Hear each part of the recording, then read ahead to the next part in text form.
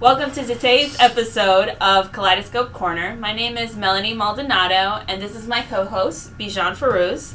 Today we have Kelsey Purcell. She is a BCBA at our Palm Bay location.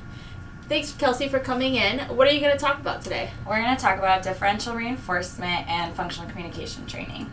And what is differential reinforcement? Differential reinforcement is a procedure in which you reinforce one response in a response class that is along some sort of dimension or meets some sort of specific criterion, and you place all other responses in that response class on extinction.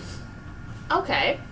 And then how does this connect to functional communication training? So this procedure is considered functional communication training when the response that you're reinforcing is a functional communication response.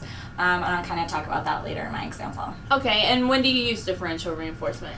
You use this procedure when you want to increase one behavior. It's typically an appropriate alternative response, and you want to decrease another behavior. It's typically like a problem behavior.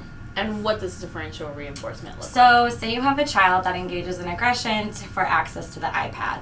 So you would want to teach them asking for the iPad rather than engaging in aggression.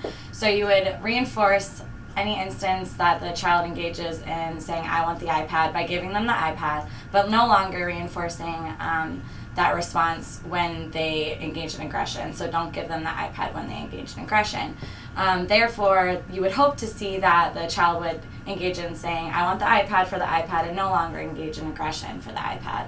This would also be considered FCT because the response that you're teaching and reinforcing is a communicative response. All right, awesome. I think we know a little bit more about differential reinforcement and functional communication training. Well, she did an awesome job. Yes, she did, so thank you for coming in.